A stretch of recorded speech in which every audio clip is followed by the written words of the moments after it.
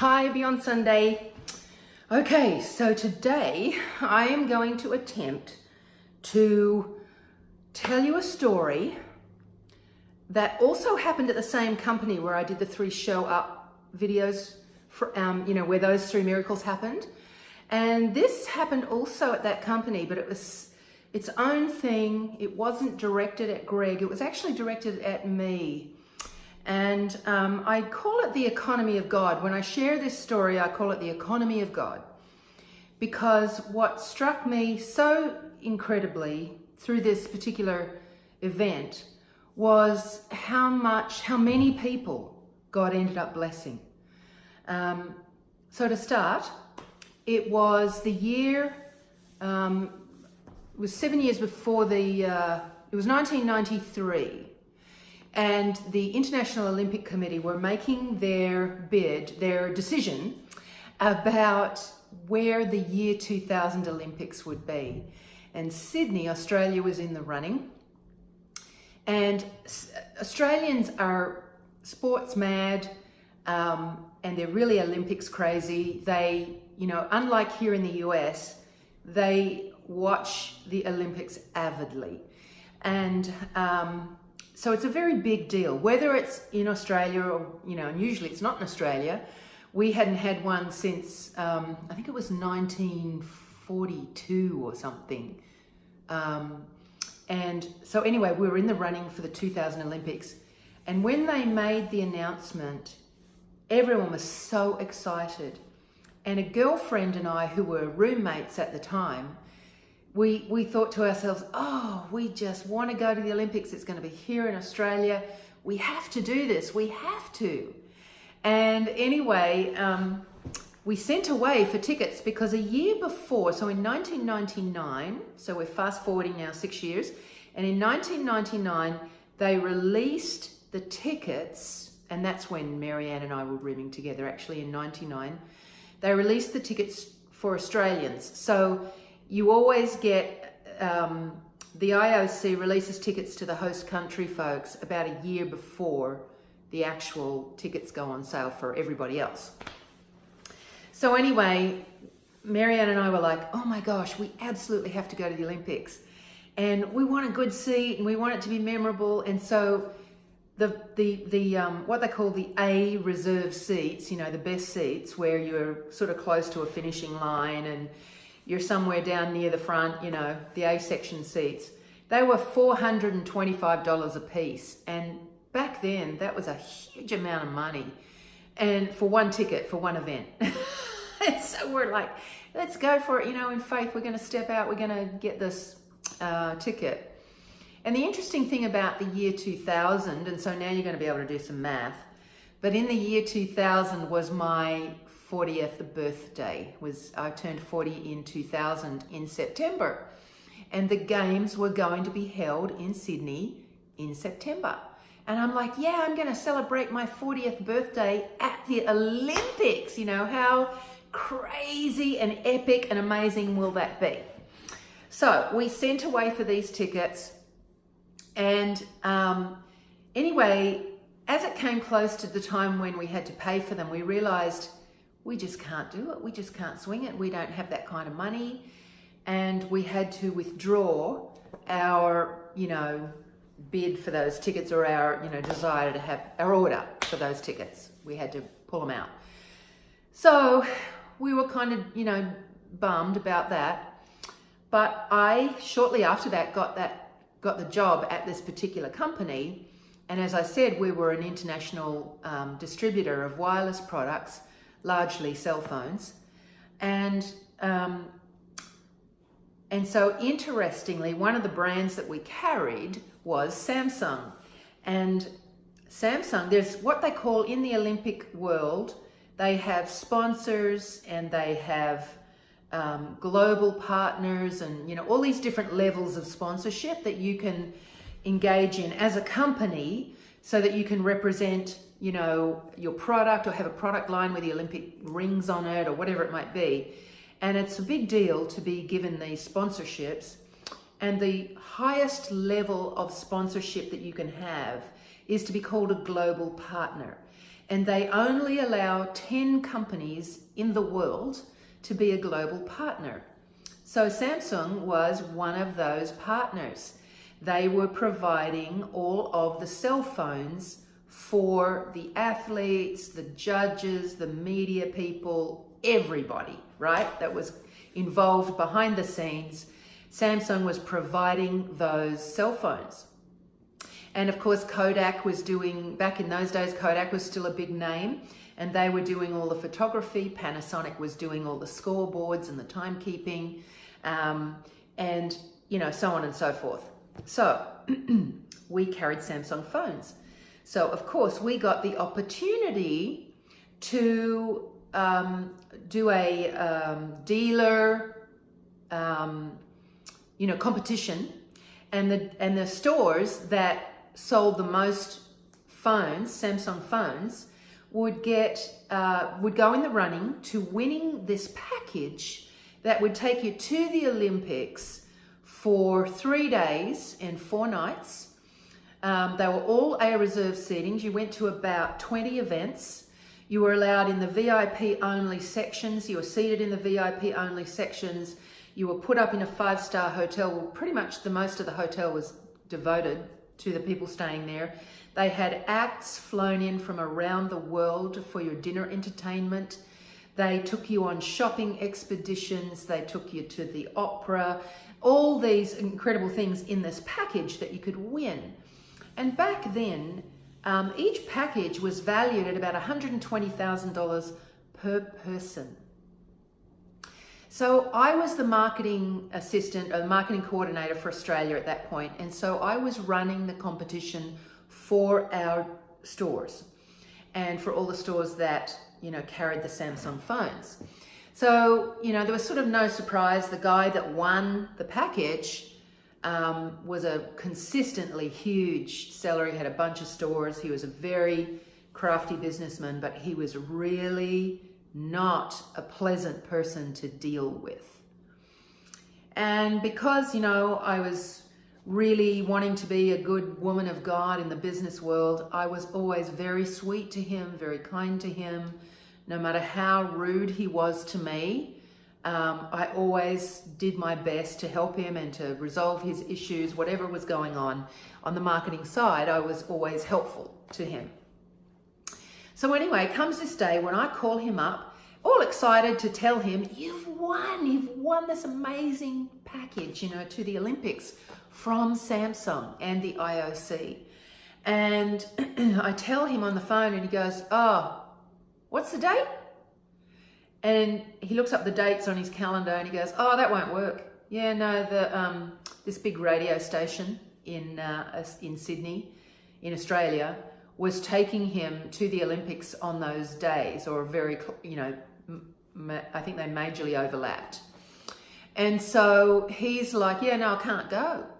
And I said, well, you can give this to a family member or to your best staff member. I mean, you can pass this on, and give it to somebody you'd really like to give it to. And he goes, oh, really? Oh, well, I want to give it to you. Oh, no, you can't. I'm sorry, Brian, you can't do that because it's a conflict of interests. I am not allowed to receive the packet, but you can give it to anybody on your side of things. And he's like, I am giving it to you. And so I'm like, oh my gosh, Lord. So I said, well, I'd have to get permission from my senior management, and I honestly don't think they would allow me to take it. And a side note here is that the senior management of my company had also been given these packages. There were like 3, senior managers in the company, and they had all been given one of these packages each as well. So I kind of knew that they really weren't going to want the middle management underling, to come along with them, because they were feeling all special about having this these perks, to go to the Olympics in such style. So anyway, he says, go and ask and find out and get back to me. Okay. So I go to my bosses and they're like adamant, nope, you can't have it. And I said, well, I've told him that and he keeps insisting. And, got to remember, they know this guy. They know how tough he is. And they said, well, we don't care. He is not getting this. He cannot give it to you. It's a conflict of interest. We won't allow it. No way, no how, nothing. No. So I called him back and I said, Brian, they've said absolutely not. I cannot have it. But I'm sure that there's someone in your business that you would love to give this to, or your family, that you would love to give this to. He then said to me, if they don't give this package to you, Melinda, I am going to remove my account from that company. I'm like, Brian, no, hang on, wait a minute. He says, no, I'm calling them myself. So I said, oh, okay.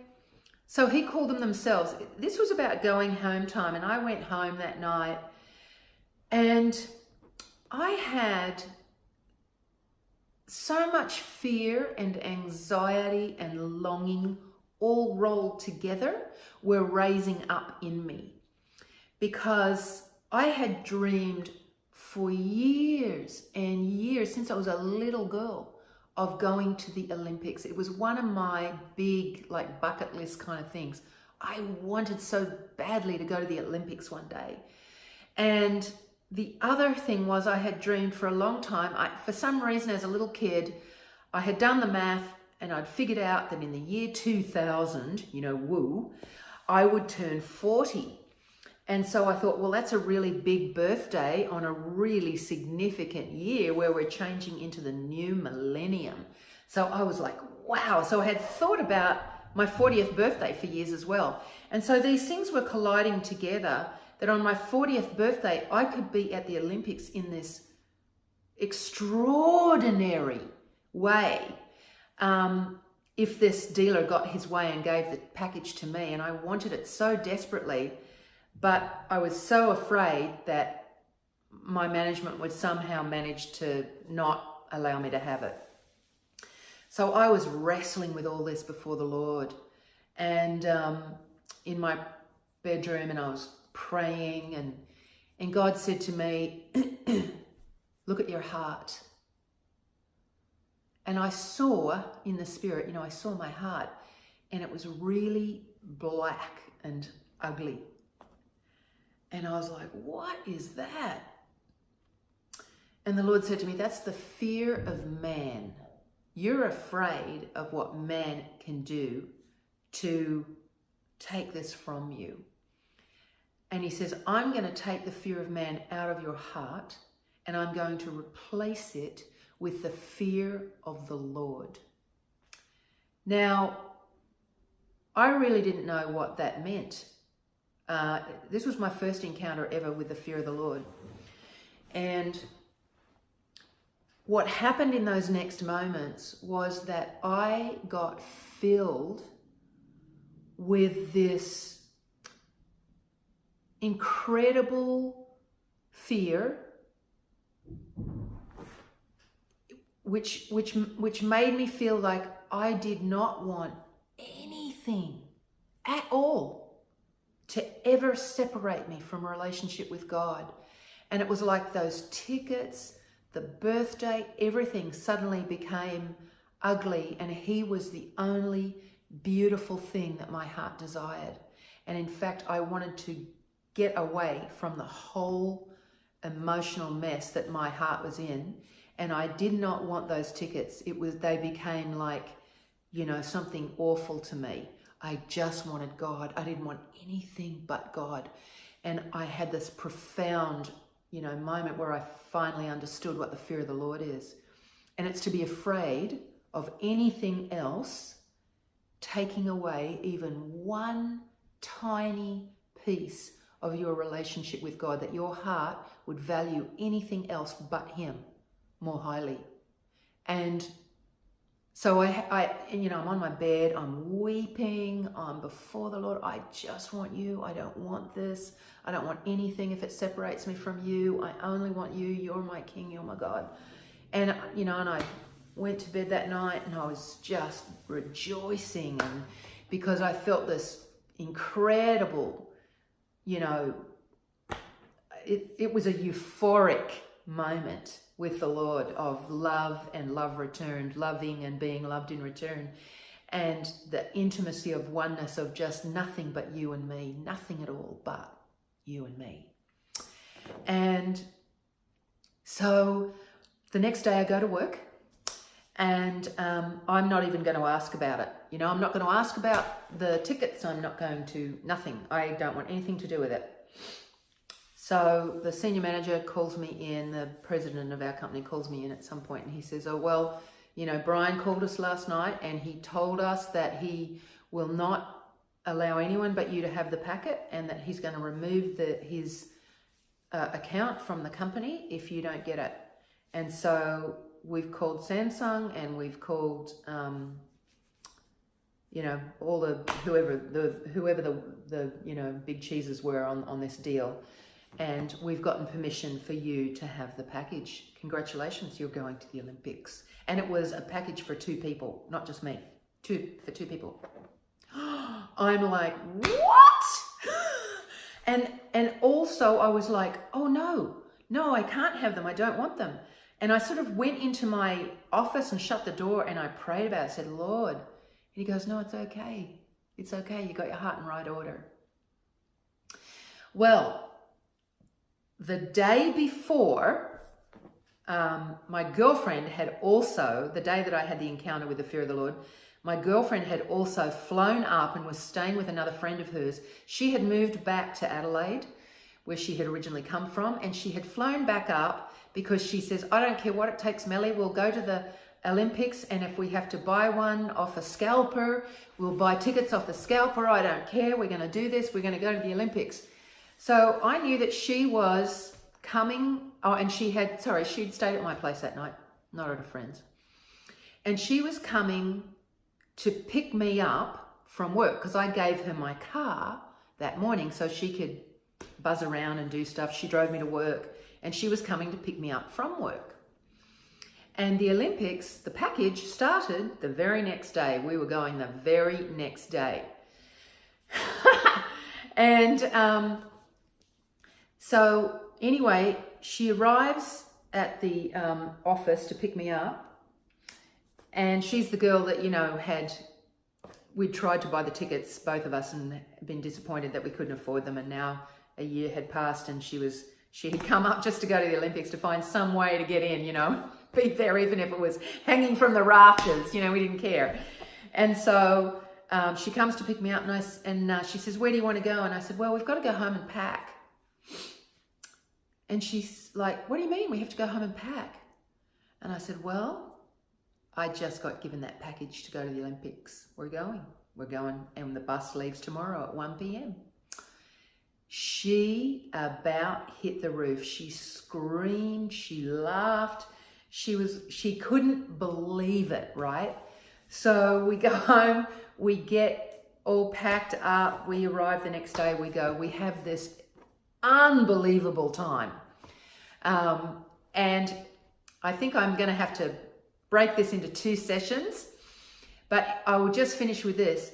We got taken to all those things, as I said. There were these private areas that were set up just for the 10 global partners, where we went, all the food, 5-star chefs, all the alcohol was free, all the food was free. You could get souvenirs for free. You were given lots of apparel and bags and binoculars, and we had the 5-star hotel, and we had the, dancing troupe coming in from Thailand and something from somewhere else, where we had 3 or 4 floors of this huge hotel all to ourselves, with a mezzanine that was set up for 24 hours a day. You could watch TV, you could call people for free. There was food, there was drinks, there was everything you could think of. There was a guy that followed you around with a video camera, and he was filming you so that he could put together this compilation video that each person could get at the end of their experience. It was insane. They took us opal shopping. It was crazy. And every event we were at, we were like in the front row or the second row and at the finish line. And we saw all these amazing events. It was just off the charts. And so that's part one. There's more to come. And I will do that next week. So bless you beyond Sunday. Nothing is too big for God. And when he blesses you, there's probably 5 or 6 or 10 or 100 other people he wants to bless at the same time. Because as you'll see next week, you're going to find out what the economy of God really looks like. Have an incredible week. I'll see you then. Bye-bye.